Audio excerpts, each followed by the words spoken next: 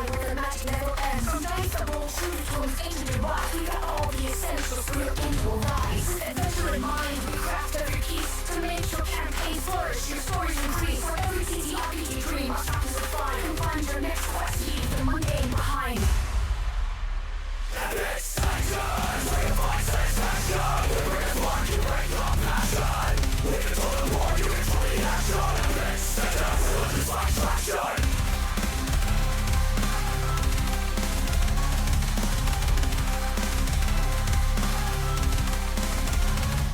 Olympus Wonderland, easy to explore. With service that shines, whether in person or more. Need advice on your journey? We're here to assist. From novice and veteran, no wish will be missed. We've got what you need from the basic to the grand. Bring your world to life with a masterful hand. From maps that expand to characters that bind. The sages always with adventure in mind.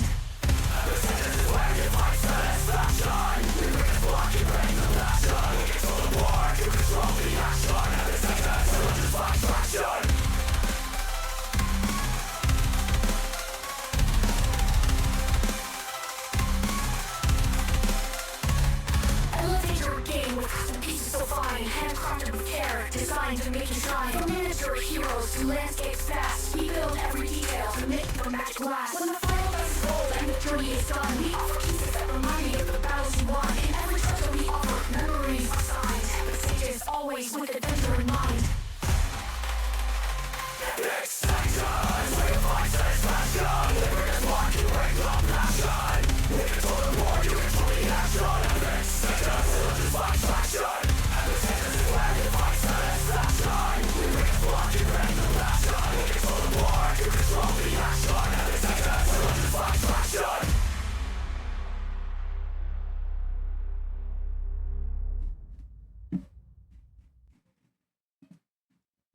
Hello, hello, hello. Let me get everyone unmuted here really quick.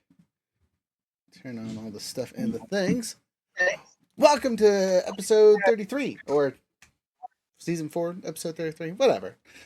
Food, glorious food is our title this week.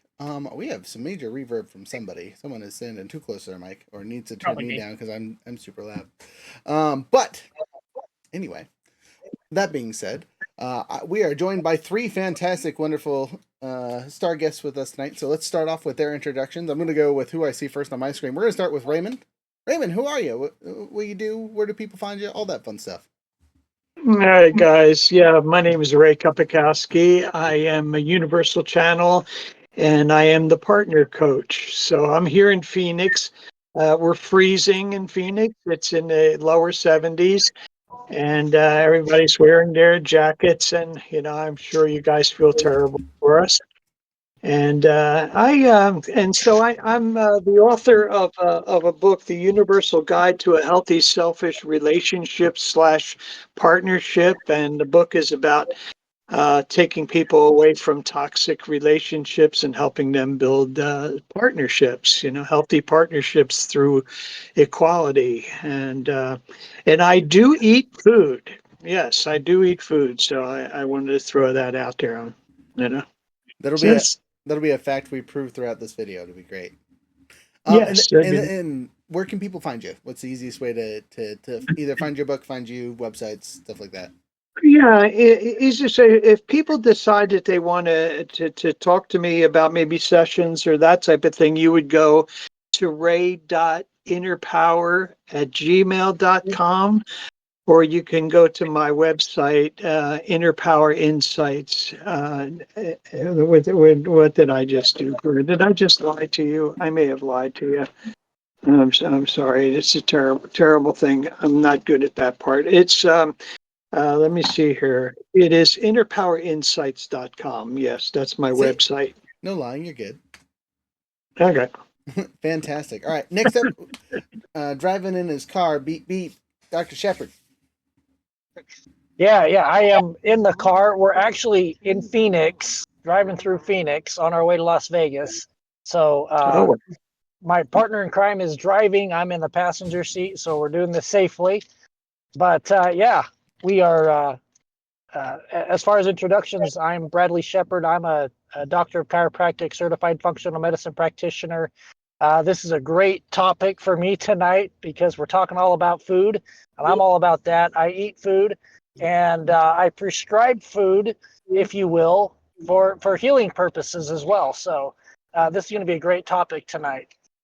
People can find me on Facebook, Bradley Shepherd.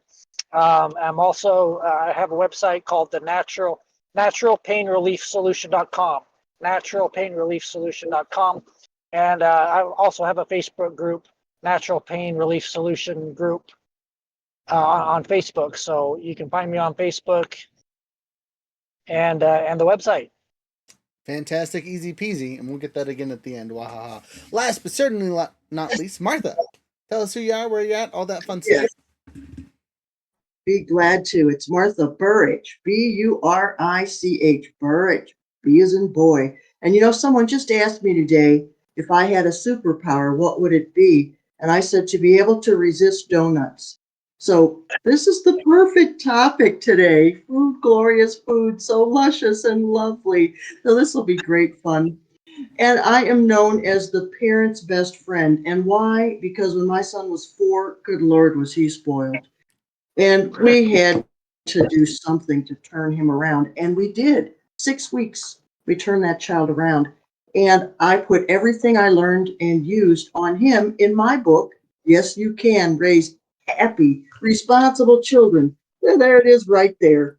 So I am an author and a parent coach. I'm giving parent workshops. Let's see, what else? What else is it about me? I was a child psychology professor for 10 years, high school special education teacher. And it's all going to work out. One day at a time, it's all going to work out. Every problem can be solved. And let's talk about food, because I love to cook too. Hey, that'll Oh, and where can you find me? Yes, that too. You can find me on Facebook, LinkedIn. I have a YouTube channel too. So just at Martha Burich, see what comes up, because I have 2 or 3 and I lose them all the time. And let's see, and that's where you can find me. Oh, and I have a website too where I talk about my dog, my sweet rescue dog Banshee, who came home in a police car one day. Anyway, and it's marthaburich.com. Fantastic, easy peasy lemon squeezy. It's really easy for websites when they're just your name, right? Yeah. And then obviously in the corner we have Younger. He shaved his face. He looks like a new man, but he's still Younger. Younger, how's your audio working over there? You sounding okay? Audio is A-OK at this point. Yay! We were having issues before the show started, so I was concerned. I'm Rook's business partner, down located in Arkansas, so one of the other A states, not Arizona, not Alaska, but Arkansas. Cool. Yeah, we'll let you go. It's okay. I was in Arizona once. So we're gonna start this off with fun questions, right? So we're gonna go into the title itself. When we say the term food, glorious food, what is the first item that pops into your head? When I say those words, what in your brain fires off and you imagine immediately? Donuts. Donuts, okay, easy peasy. Peanut butter and jelly. Peanut butter and jelly, interesting. Okay. Yes. I'm a food lover of all sorts, and so I can't think of just one, but I'm with Martha. I love donuts. I like me a good steak, and I love broccoli.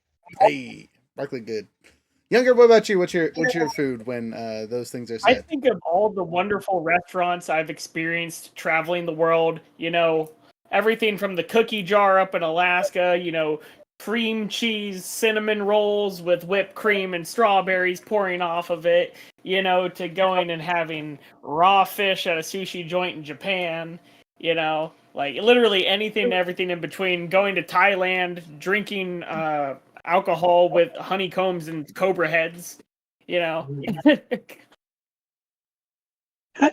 Young, how did you manage all that?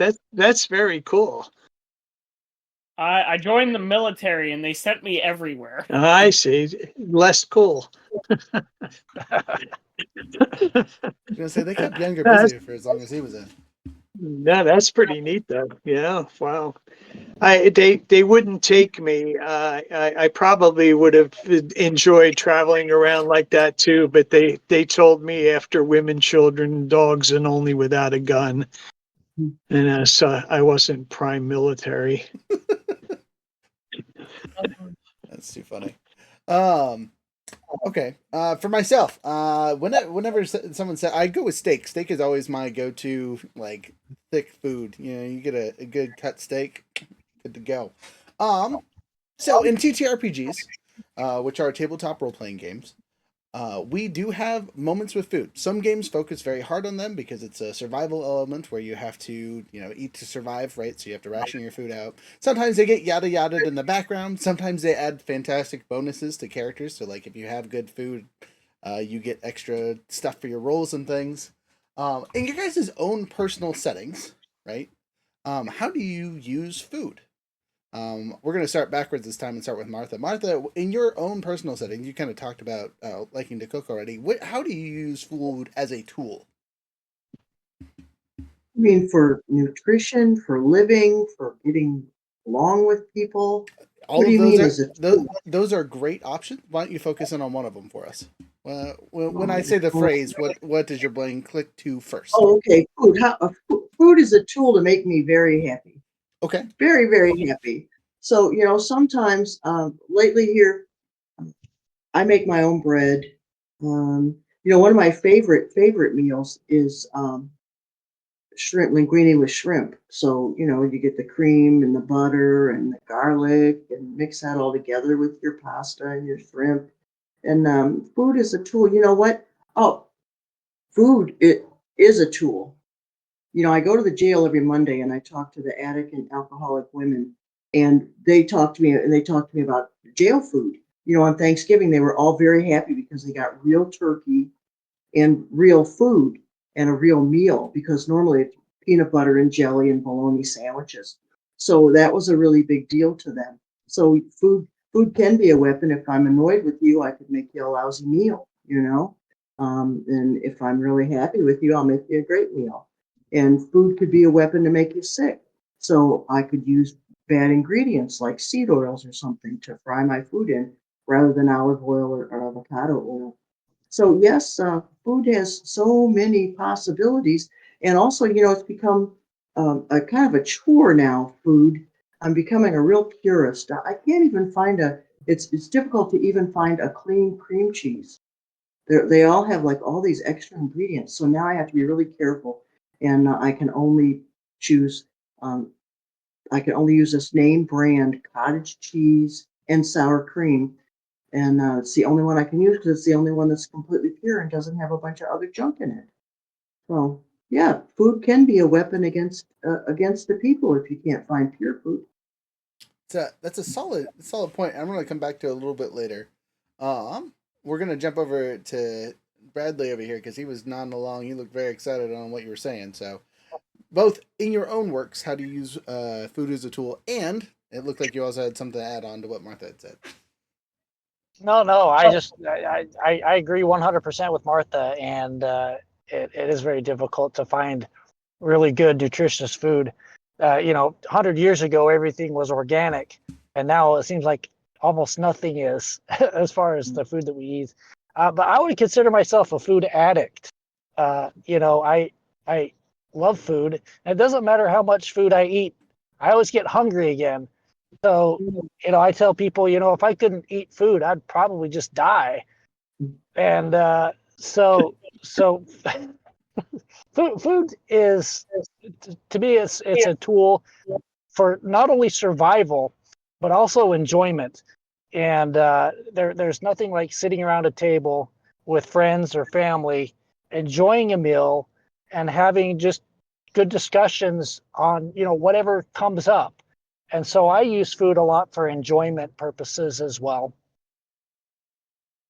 Nice. Okay, I gotcha. Jumping over to Ray. Ray, when you're dealing with your couples, do you ever use food as a tool or a talking ground or a safe place for them to meet at kind of thing? Or how do you use food as a tool in your setting? Well, the only thing that I've ever really done is that there was a period there before I started into relationship coaching. I was a hypnotherapist, and for a period of time, I would do gastro band hypnotherapy and helping people in that way. It's one of the things that eventually, the more that I recognized what I was doing for people and helping them out with the gastric band operation, when you do it with hypnosis, is it's pretty amazing how, people will respond to it.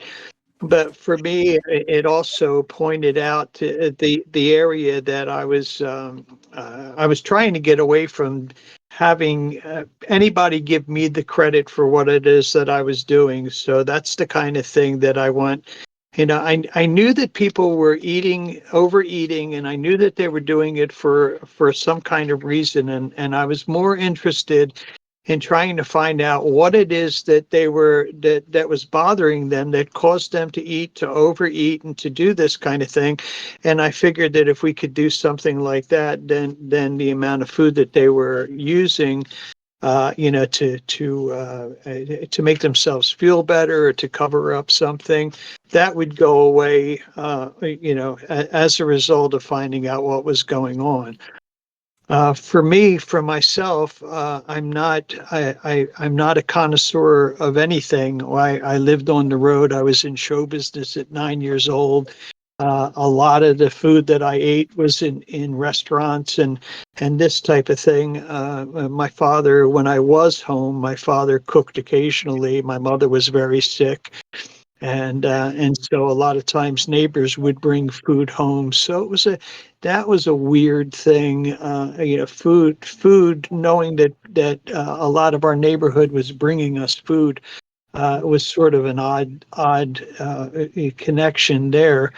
But what I do right now, is that food grounds me at this point. I don't care what it is, but with the connection that I have as a universal guide, I can get pretty lofty. I can get out there pretty far, depending upon what the situation is. And a bowl of granola with apple juice on it or something of that nature will bring me right back down. Middle of the night, having some tea and crackers, will help me get to sleep. And so I use it as a tool that way. So, just as a fun follow-up question, what's your favorite kind of tea? Oh, I use Sleepy Time. I Okay. I used to use it. I lived in Colorado. I lived in Colorado for a while. When they were putting celestial seasonings together. This is a cute story. When they were celestial seasonings, started out in Boulder, and you could tell what they were working on by what color your underwear was, because they didn't have good filtering, so like the streets would be covered with red, and that they were making red singer tea. This type of, you open up your drawers and all your underwear is covered in red dust. I hate red singer, by the way. Noted. All right, cool. Younger, jumping over to you. How do you use tools or food as a tool in the TTRPG settings? In the TTRPG setting. Well, I feel like whether it's TTRPGs or video games, giving unique like in game, giving unique bonuses for the type of food that is produced. So if you eat a magical creature, you might, or like, and you prepare it in a safe way, you might gain a benefit the same as if you took a magical potion. If you mix some ectoplasm into your dish, maybe you'll gain the ability to turn ethereal and go through a wall. Or if you like eat something cooked with a little bit of Medusa, or cockatrice, maybe can remove the petrification, something of that nature. Now, while I am playing games in real life, something that I have thought is super fun if you have the time, if you're there for a decent period of time, have like a cookbook and create a themed meal while you're like at the tavern, and then be like, hey, this is the food that your characters are actually eating. while you guys are there, and making it a little bit more of an interactable experience. It obviously takes extra time, but it can definitely be a tool for the people in your life who might enjoy cooking, but they don't like playing the game as much, a way that they can still interact with everybody who's in the house having fun, and feel appreciated. Fantastic. Now, Younger, you gave me a really good segue with eating food, giving you power-ups kind of thing. I'm going to start with Bradley over here. Bradley, in real life, is there any foods that you are like, that is a power-up food? When you eat this, this is a power-up. This helps you do stuff and things. Yeah, yes, there's a lot of them. The number one is probably broccoli. And broccoli is just kind of one of those humble little vegetables, more man-made than nature-made, honestly, but it's packed with nutrients, and that's my number one pick. The other one is, the vegans are not going to like me, but beef liver is going to be another superfood, especially for the B vitamins, which B vitamins do so much in the body. And, the fatty fish, tuna, mackerel, salmon, those types of fish are also, I would say, superfoods. And one of my favorites is also avocado. Very, very humble, good omega-3 fatty acids, rich source of minerals. So avocados is another superfood. And just like in the RPG games, these superfoods give you more health. And I noticed that almost any food, in addition to any other, super power-ups, it will always increase your health. And that certainly is true with those foods that I just mentioned. Fantastic. Those are all like foods I love and enjoy, so that's good to hear. Yes. Jumping down to Martha, when you're dealing with kids, right, or parents of kids, and kind of getting the healthy nutrition side of things down, same kind of question to you. Is there any superfoods that you recommend to those kids that are just like chicken nuggets and fries is all they ever eat? Well, fruits and vegetables pretty much have the same vitamins. So if the kid doesn't want to eat his vegetables, let him have some fruit. I don't know. Kids are weird, especially when they're little, and they get into all these little food things. And mom and dad try not to go to McDonald's too much and all that. Try to find some food at home that you can cook. I think it could be better off with a bologna sandwich than a chicken nugget. But that's all. That's their life. And when you got little ones running, that's a whole nother story. And trying to find the time. I did want to mention to you, Rook, an interesting fact about food that really sucks as you get older. Supposedly, every 7 years in your life, you require 100 less calories. So by the time you get to my age, I think you can only eat about 800 calories and not gain weight.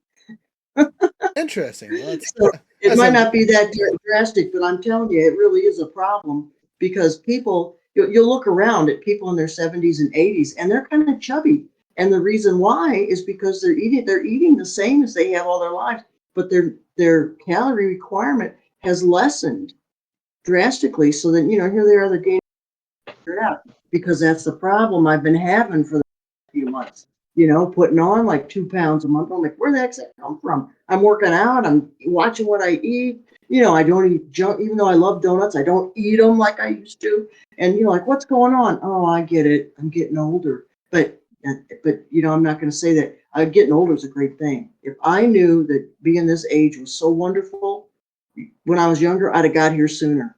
So, trading a few calories for this fabulous life I live at this age. But I live a fabulous life at this age, and I'm 70. I'm just going to tell you I'm 70 because I exercise. I go up and down those steps. I go up and down the steps all the time in the house. Our post box, our mailbox is a tenth of a mile. Our driveway is a tenth of a mile. I walk to the mailbox, and I go to the gym. And my trainer has even said to me, he goes, you're in better shape than a lot of the 50-year-olds that I train. Yeah, because I do what you tell me. And I work at it. I work at it because I'm not going to a nursing home. I'm going to be able to stay in my own home. I'm going to stay sharp because I'm going to do things that you need to do to stay healthy. And I'm going to tell you one more thing to stay healthy, and this is controversial. Avoid the doctor. Don't go to the doctor. Don't take his pills. But that's controversial, so you have to do what you think is best. But I haven't been sick in years, and what do? I exercise, I walk the dog, and I eat right most of the time. It's crazy how well that works for And most people. yeah, isn't it though? Isn't it? Just do a sit up once in a while. Yeah, it's all good. So, jumping over to Ray. Ray, kind of in your experience, and this is more of a life experience question, not necessarily relationship wise. Is there any superfoods that you've run into? Things that you just like, you can always give this to someone and they're always going to be your friend afterwards. Stuff like that. Actually, not necessarily. I do have something that I do once a week, and I have a friend that I have breakfast with, and so every it's a place where you can get for $5, and you can get a maybe some pancakes or French toast or something like that, and eggs and bacon, and it's a nice bit, it's a decent portion, but it's a secondary. It's a nice way of us regenerating, talking to each other, helping each other out as far as the things he's doing in his life and what he's trying to do in mine. So it's that kind of thing. I really don't pay attention to food. Janet, my honey, feeds me very well. She wants me to stay around. I'm not allowed to get chunky. I'm 74. I'm going to be 75 in another month or here. And so she keeps me in really good shape because she's gorgeous, and she tells me that she could find somebody in an instant better than me. So yeah, she feeds me, and I got to exercise because I don't want to lose her. And. But I've never paid much attention actually to food, except for plums. A plum tried to kill me one time, so I don't deal with plums very well. I was so excited. I love plum tea. Whew. But trying to kill you, that's a rough way to go. Younger, jumping over to you. Creativity wise, what do you think the most powerful magical food is in the games that you play, in the worlds you create? Is there anything that is just like, if they eat this, they good?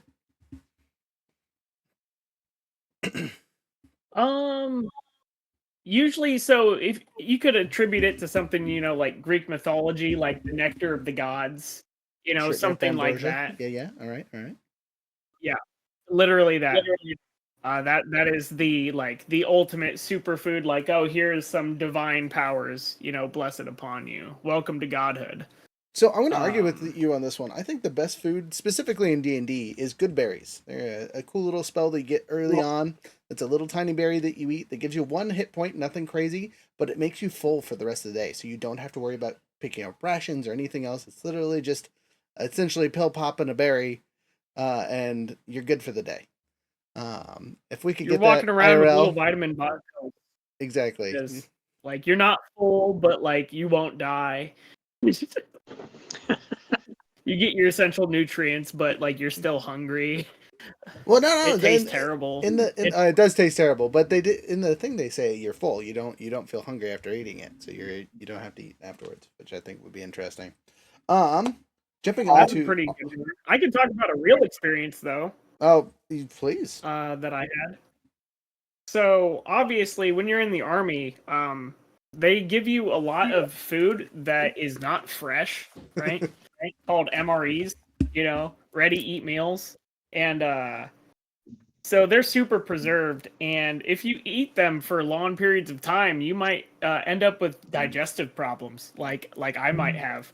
And for prolonged exposure, but whenever I went from training exercises and going to various different countries and stuff, we ended up going to Australia. Once we were out of the field environment, we went back to just like the mainland out there in the outback. The Australians started cooking food rather than just our guys or getting these ready to eat meals.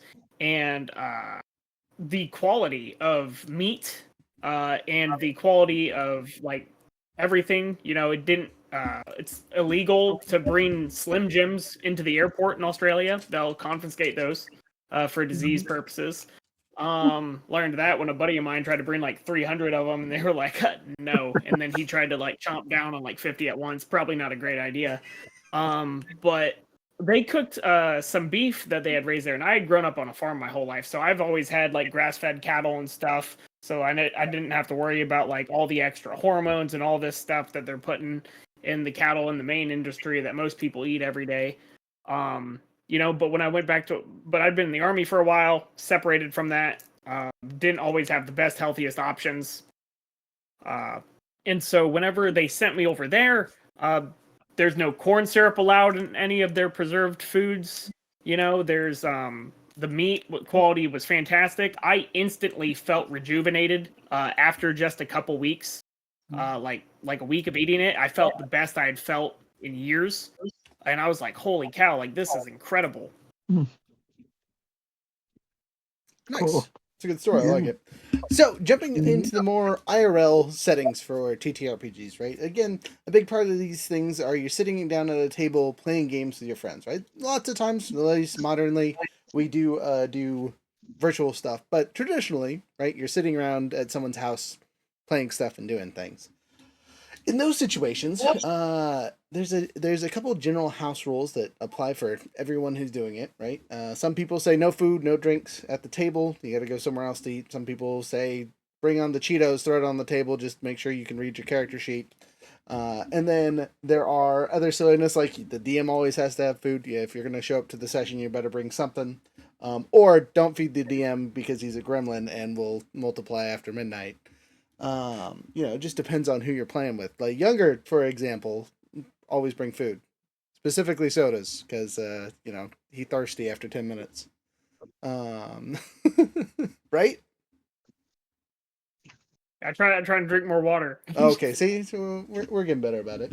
But let's talk about some of your social settings that you guys go through on a regular basis. Ray, I'm going to start with you because you already kind of talked about going out to breakfast with a friend and getting that social rejuvenation. Could you kind of expand on that? Like why you feel like that's an important thing that you go through on the regular? Yeah, well, it's something that I think the first thing that it does is that it centers you in a weird way. We know that we're going to go there. We're looking forward to it. We make plans to be together and spend time together. And that is like an offshoot of it, and it's sort of like, well, I was talking about the other things as being grounding, and I think that's one of the things that sort of grounds you. I belong to a group, a movie group, and what they do is every month we'll have like 4 or 5 different movies and to go and see. Some of them will be streaming things now, and you can see as many as you can, but we try to bring food that is apropos to whatever genre we were dealing with. What kind, cowboy things, it might be hot dogs and stuff, but now that a lot of people have gone vegan, it's it's not my favorite. I don't know. But it is a nice thing for people to get together and enjoy that kind of meal. We seem to lose out on an awful lot of that camaraderie that was so in place when I was a kid.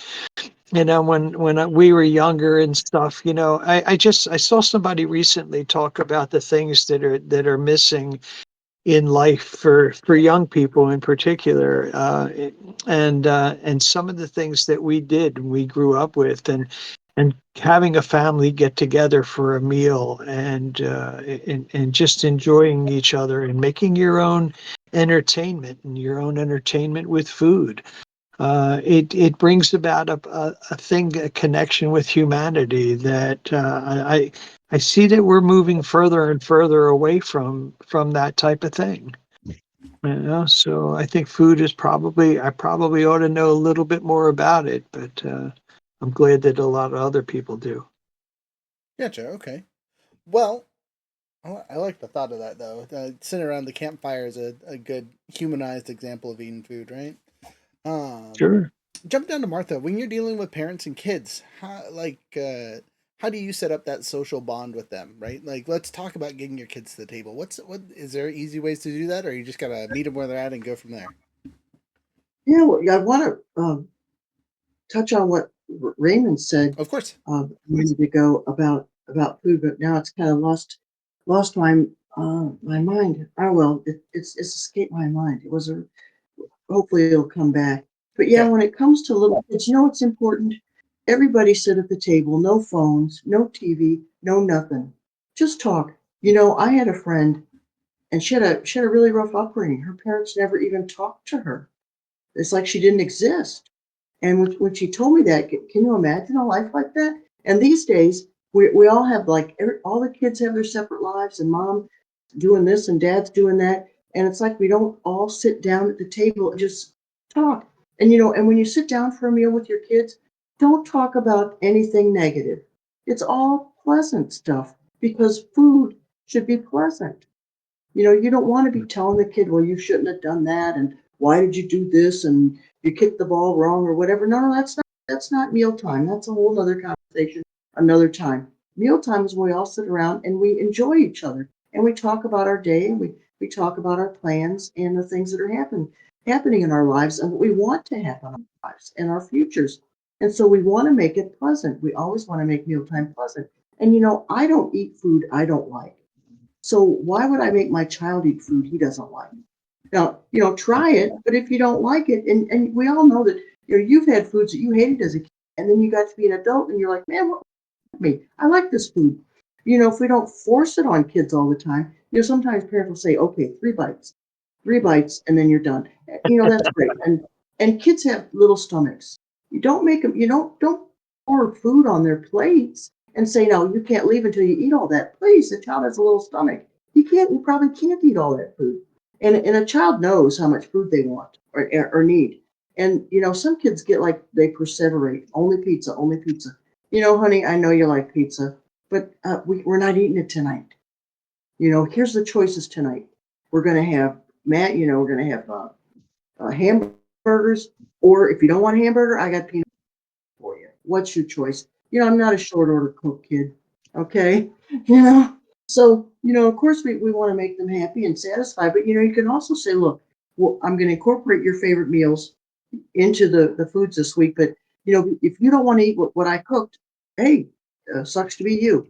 You won't be eating with us tonight. Have a peanut butter sandwich. I love you, but I'm not, this isn't a restaurant. So preserve yourself, parents, preserve yourselves. And a 3-year-old can make his own little peanut butter, believe it or not, and not make too big a mess. And he can clean up his own mess too. So, you know what? Kids are much more resilient and much more independent than we let them. I don't know. I think for some reason we seem to think kids are unable to do anything. I was watching this movie. The kids were teenagers, and the mom made breakfast. They're teenagers, and it's on the weekend, and mom made breakfast and everything else. And the kid goes, "Mom, where's my orange juice?" Well, honey, it's in the refrigerator. Get up and get it, right? No, not this, mom. Oh yes, I forgot the orange juice, dear. She gets up from her meal and goes to the fridge and gets a 15-year-old kid his orange juice. Please, please. What? So we want this to be pleasant, but I'm not a short order cook. I'm a human being, my child. I'm not your servant, and you're not my servant. So those are little tips around the food. And don't eat in bed. Oh, for heaven's sakes, please. I have a friend. She told me her husband eats in bed. No Oreo cookie crumbs in the bed, please. No. No crackers. That's a fight in my Don't house that I do have it. about Don't do once it. every 3 months. Someone sneaks into the room to eat food, which is terrible And because then I'm very much a hypocrite. I for this session I brought food to my office, which is in my bedroom, but it stays over here in my little corner. Actually, it's nowhere near the bed. I mean, unless you got a lot of dogs and they're going to eat up all that food that you spill in the bed, but please, oh, no. And then Raymond talked about waking up in the middle of the night. Well, now I think that is not wise because it's hard on the tummy when you have food in it and you go to sleep because your body is supposed to rejuvenate and relax. So food in it because my husband would wake up at 2 a.m. and he would eat, and that's like crazy. And then he would have weight problems and everything else. No, we're supposed to. In fact, really, supposedly we're supposed to. What's that word? Fast. That's why it's called break fast, right? You know what I'm talking about, Raymond. You too, Bradley. Yeah. You know this. For heaven's sakes, you're a chiropractor. I know you're telling plenty of people. Right? Will you fast a little bit? Can you go maybe 4 hours without eating for a while? Now, see, my thing is connected to nerve damage. And I will sit here. I have not been able to sleep with my honey for years now. Because I beat her up. I'm the kind of person that lays down in one section of the bed, and I've got to open my eyes and try and find out where on the bed I am at any given time because I'm moving constantly and my legs are jerking.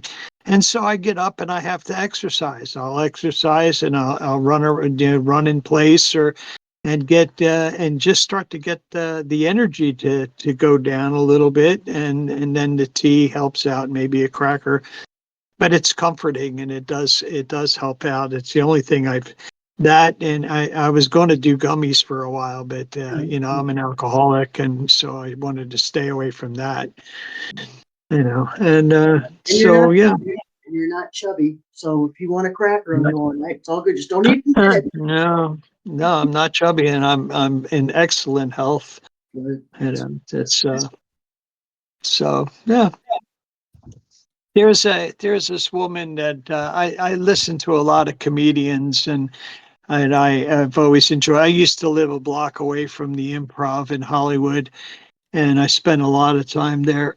And she was talking about the difference between raising kids now and how you feed them and stuff. And she said that she's Indian and East Indian, I think it was. She says that when she was a young girl, she would come into the house and say, "Mom, what's for dinner?" And her mother would say, "Dinner. Dinner's for dinner. You're going to eat what you put out." So I just thought that was interesting. Yeah. That's Yep. a Times have changed. parent of young children. I feel that wholeheartedly. It definitely short order cook is on the resume at this point. Jumping over, Dr. Shepard. I gotta ask you your question. Okay. I was just gonna say real quick that I got to the point where whenever my kids asked me what was gonna be for dinner, I said, "I don't know. What are you making?" They stopped asking.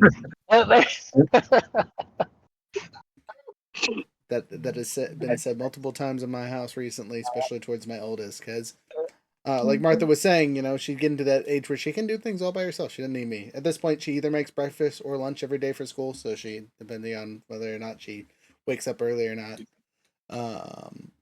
she gets to pick one of the two. Either I make her breakfast or she makes her breakfast and I make her lunch, so on and so forth. So that's exciting. But Dr. Bradley, jumping over to yours, your whole thing is food stuff. So like if I ask you how you use it appropriately, you could go on for a couple hours here. But oh yeah, absolutely. But more succinct and to the point, we're talking about the social aspect of things. How do you incorporate that social bonding or whatnot with your clients and people? Well, I don't think that I have much to add other than what's already been said. I loved whoever said I think it was Ray that said sitting around a campfire. And so I always think back to our ancestors, our ancient ancestors, sitting around the campfire after the day's kill, and it wasn't just there was the social aspect, there was a health aspect, but there was also a protective aspect as well. There's protection in groups, and that's how we domesticated dogs originally. They were wolves, and the wolves would come around. They'd get a little bit of a benefit. Would throw them some bones, and they would protect us from the wilder wolves. You know, so there's I think that a family meal, not only is it healthy, psychologically and nutritionally, but I think there's a protective aspect to it as well. We're coming together with the people that we love and trust, and we feel protected. And so I think I think that's the only aspect of it that we haven't really talked about tonight. But yeah, there's something about chewing food and enjoying food. I've always been a slow eater. I'm usually the first one to start and the last one to finish.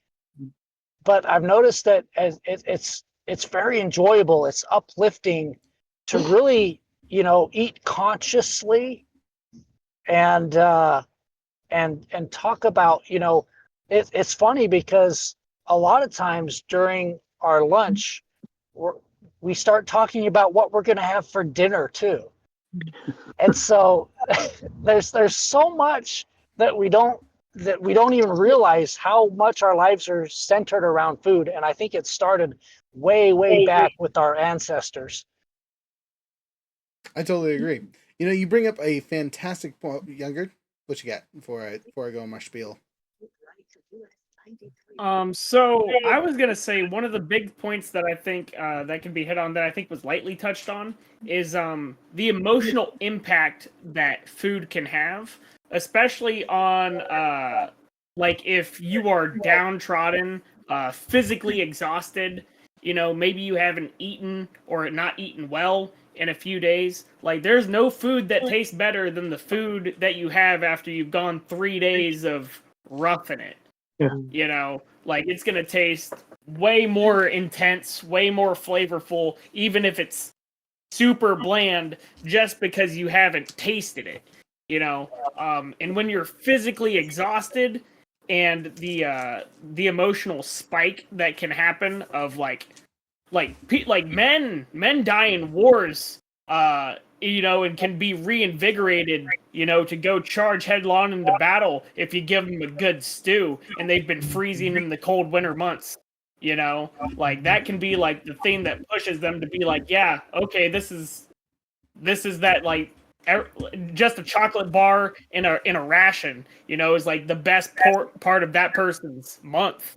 you know like it can have a significant impact on the emotional state, whether it be to reinvigorate and nutrients their body, but also like their mind.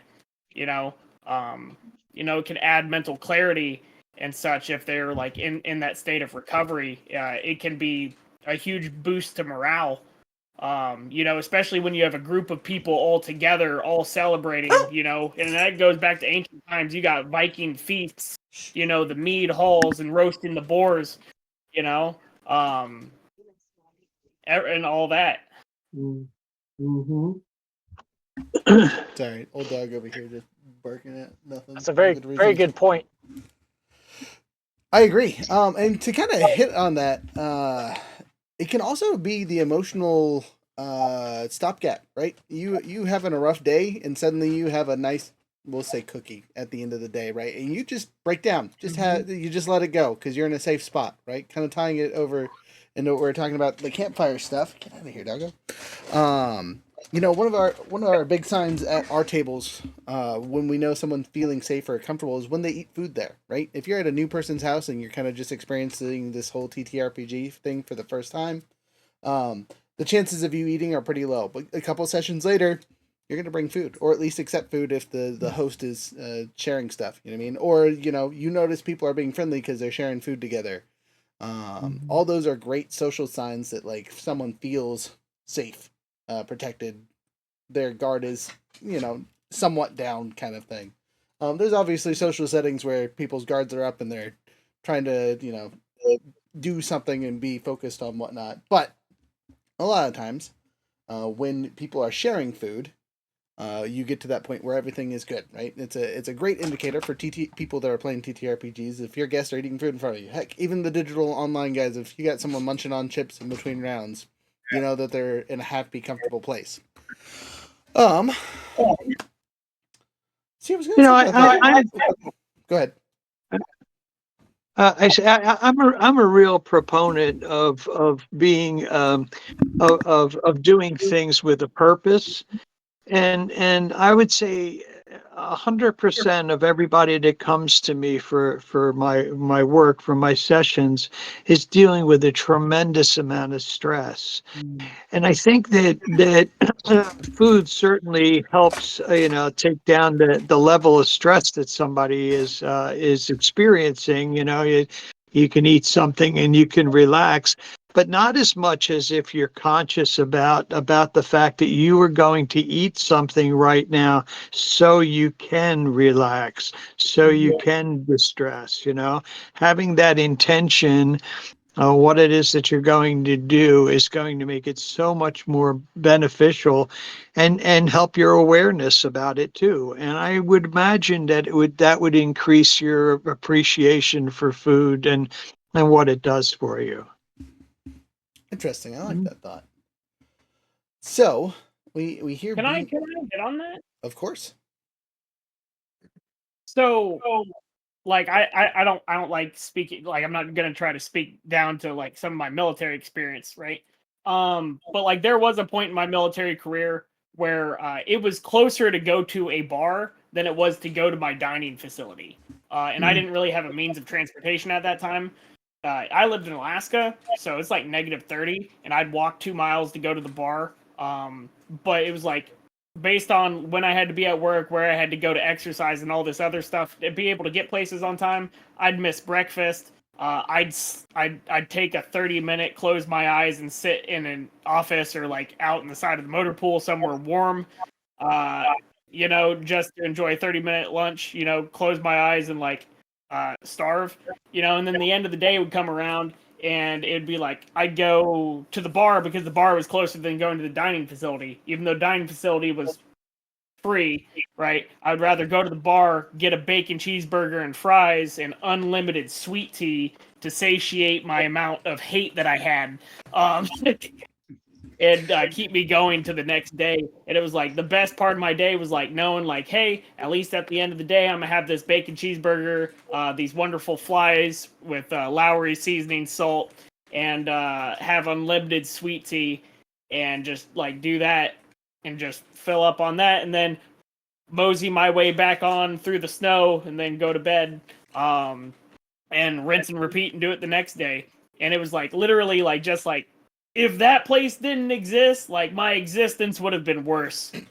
Yeah. I mean, in the bar's defense, that sweet tea is really good. It was good sweet tea for sure. I haven't been there in forever, but I do remember that. So, jumping over to the final thoughts, the final queries, all that fun stuff. So, we're gonna just kind of jump through our last thoughts on this topic. Food, glorious food. What do you guys think about this? We'll start with Ray. Ray, what are your final thoughts when we talk about foods and the social settings and kind of things that we talked about? Where's your head at the end of this episode?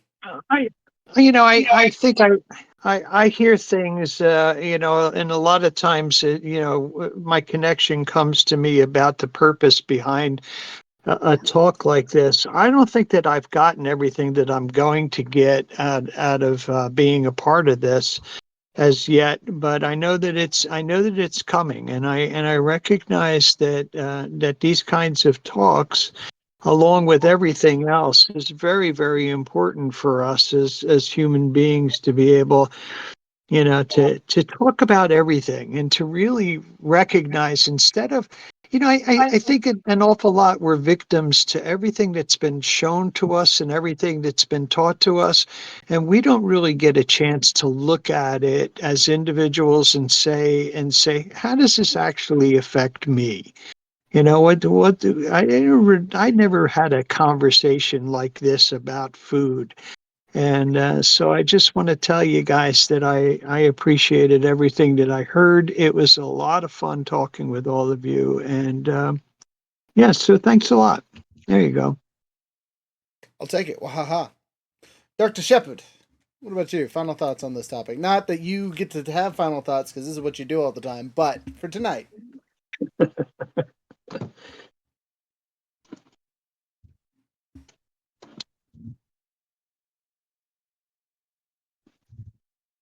I think I lost you guys for just a second. Say you're breaking up on us a little bit. Sorry. It- Final thoughts on Yeah, tonight's topic. yeah. So I had a great time. I think that a lot of great things. And Hey, Bradley, you're breaking up super bad. I'm gonna come back to you, and hopefully you clear up in a second because it is all over the place. You're roboting super hard, and you're frozen on us. So we'll hopefully get the answer in a minute or two. I'm out. Oh, maybe they're ahead. Yeah, he's having issues. We're gonna let you get to a better signal spot because it's having issues. Martha, we're gonna jump down to you really quick. Final thoughts on our topic. You know what? For some reason, what I'm thinking about now is buttered popcorn. I like to make my own popcorn. This would have been great if I'd have had a nice bowl of buttered popcorn in my hands as we had this conversation because, I don't know, it was like talking about movies, so yeah. And it's like Raymond said, it's interesting to have a conversation about it, like, and how it affects our bodies and how it affects our relationships and how important it is to our lives. I remember Alexander Solzhenitsyn. I forgot the name of his book though, but he was the guy. He lived in Soviet Russia, and he was put in a concentration camp in Russia. I guess he was whoever was in power didn't like him, and anyway, so he was in one of those gulags. And he talked about how they would just sit and just talk about food sometimes, and he was talking about all the meals they used to have and how wonderful it was, and just think about the food. And yes, when you don't have those opportunities, it does. It consumes your mind. It consumes your mind. So yeah, it's a great topic. Sweet. And back, it looks like your video's cut up finally, Brad. Okay, good. Okay. Yeah, we lost signal for just a second, but yeah, thanks. This food can heal, food can kill. It's an amazing topic. I've enjoyed this conversation. I think we've hit on really some neat points and different perspectives. And thank you so much for allowing me to be part of it. Of course, happy to have you. And then last thing for you guys, where can we find you? One more time. We're gonna start with Martha this time. Martha, where do people find you? What's the easiest place? All right, Facebook, Martha Facebook. Burich. Sweet. I was gonna and say my website. Perfect. I was gonna say you got tagged a couple times, so if you guys are on our side of the Facebook, you can find her side of the Facebook. Easy peasy lemon squeezy. Doc, what about you? Yeah, Facebook is probably the easiest way. I do have a website, Natural Pain Relief Solution, and look for our Facebook group, Natural Pain Relief Solution. But Bradley Shepard on Facebook is probably the easiest place for you to find me. Fantastic. Again, tag down our stuff, so if you're on our side of things, you can find his side of things. And last but not least, Raymond. Yes. So I guess we'll give out Facebook here too. Raymond Kopakowski, RaymondKopakowski. If you guys are interested, my book is A Universal Guide to a Healthy Selfish Relationship. / partnership. Relationship is crossed out. You can buy that any place online. It's paperback and in ebook. And if you're interested in contacting me about a session, for relationships, it's ray.innerpower@gmail.com. And freaking tastic. Jumping down to our stuff, we have an event coming up next weekend. We'll be vendors at the Ho Ho Ho Bazaar up here in Fairbanks, Alaska. Friday, Saturday, and Sunday next week, I believe. So catch us there, get your dice, get our cool new stuff that just came in. Speaking of, I have one of them with me. You guys have been asking for dice trays, and we got you covered with these cherry wood ones. Of course, you can't see it on video because it likes to block it out, but they look pretty, dang it. If you guys need to see pictures, there's pictures on the Discord. Other things, 10% off code for this month is still ho ho ho, just straight ho ho ho, because Younger doesn't like to add our area code to things. But that'll get you 10% off most stuff on the website. Younger, do anything else that I need to remember? Oh, sorry. Monday and Wednesday this coming week, we have Power Rangers and Star Wars on the respective days at their respective times. So keep an eye out for those. Go watch those. All those fun stuff. All right, back to Younger. Younger, any last thoughts that you had for us? I mean, things? I just wish that we had more time to talk about some of the other things, like within media, like hobbits and their 7 meals, or what kind of food do they eat in the Star Trek universe? Like NASA 2 meals or whatever, or just like. What is it like to eat giant spiders? Do you like boil it and cook it up like a crab? Tell me about the anatomy of a mimic. Is it just another? Is it a like a crustacean, or is it like an ooze? See, these are all important questions that we need to ask later. Gosh dang it! Now you're asking the good stuff.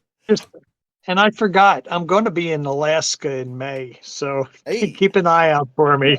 I'll do my best. It's a big state, but I'll keep it out for you. Okay. All right. Yeah, I'll be the guy that looks like me.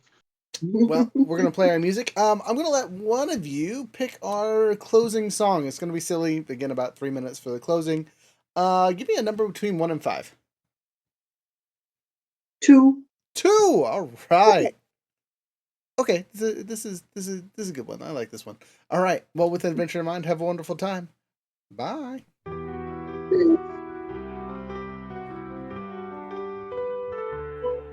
In the streets of Dustful, where the sun never shows, padlocks defended, everybody knows. The ghosts drift by with hollow, hungry eyes, whispering your secrets and counting their lies.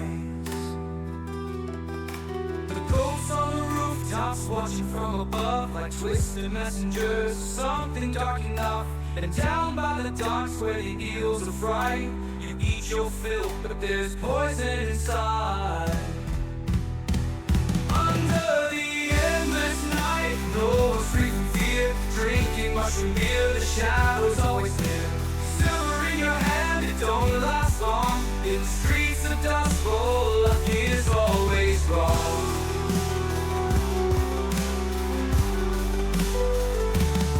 From Crow's Foot to Hollow, the coins keep turning. Every corner you take, the darkness is burning. Bright stone swell shines, but it's built on bones. And at night market, you hear the desperate moans. 6 towers crumbles with ghosts in every hall, while the docks stink of fish and the city calls. Your luck runs thin like the web of a spider, and every choice you make pulls you tighter. Under the endless night, no one's free from fear, drinking mushroom beer, the shadow's always near. Silver in your hand, it don't last long. In the streets of Dustful, luck is always wrong.